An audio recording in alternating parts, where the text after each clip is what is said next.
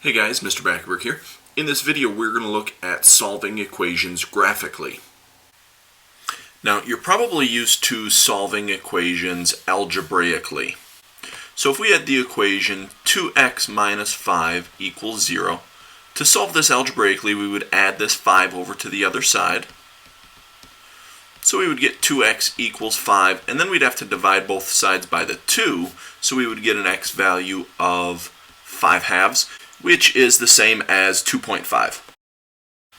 But we can also use a graph to help us solve an equation. So if we're looking at this 2x minus 5, I can actually take that and rewrite it as a y equals equation. So y equals 2x minus 5. And then what that'll allow me to do is take this and type it into my graphing calculator so that I can get a picture of what this equation would look like. So if I hit my y equals button, we wanted to type in 2x minus 5, and we'll graph that out. Now we're looking for where this equation was equal to 0, meaning a y value of 0. So one thing we can do is hit our trace button and then arrow left and right until we find a y value of 0. So I have to move my cursor to the right here. So about right in here, so somewhere between 2.4 and 2.57, we're passing that y value of 0. So it looks like it's about 2.5. Now there is actually a more exact way that we can use our calculator to help us find this value. And it's in the calc option, which is going to be second trace. We're looking for where this equation was equal to 0, so in this calculate menu we're going to pick 0, which is option number 2. Now it asks us for a left bound point, meaning that we want to arrow left of where we think this value is happening. Then I hit enter. Now my calculator puts these dotted lines on there, so that's the left side of where it's going to look. Now it also asks us for a right bound point, so I'm going to arrow over to the right past that value and hit enter, and you'll notice it puts another vertical bar in there. So this is saying that my calculator is going to look between those two bars for a y value of 0. Now it lets us take a guess if we want to, so we can arrow close to where we think that's happening and then hit enter one more time.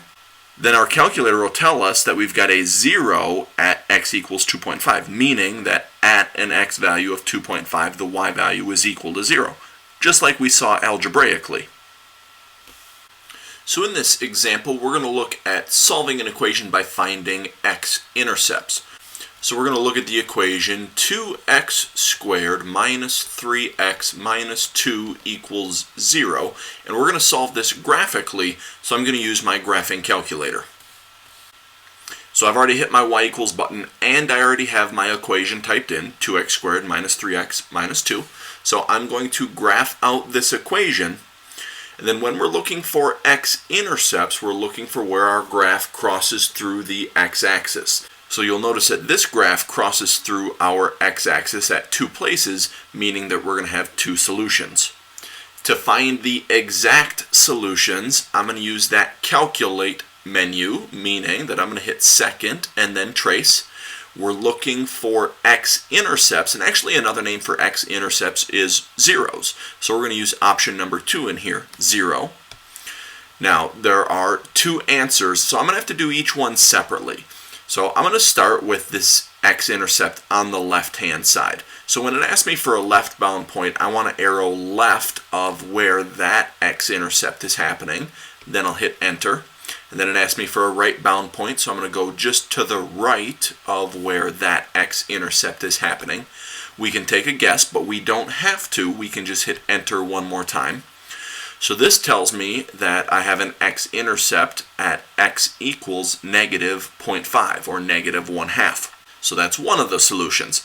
Now in order to find the other solution on the right hand side over here, we're going to have to hit that second trace option again. Pick 0 again, so option number 2.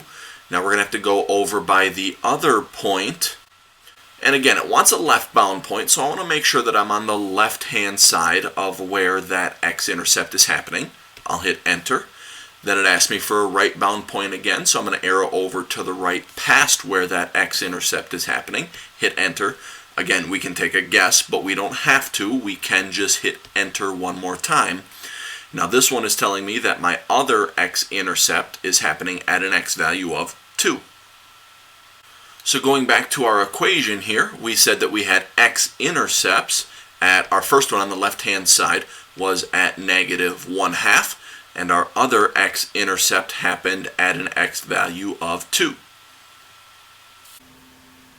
That's going to be it for this video. Thanks for watching.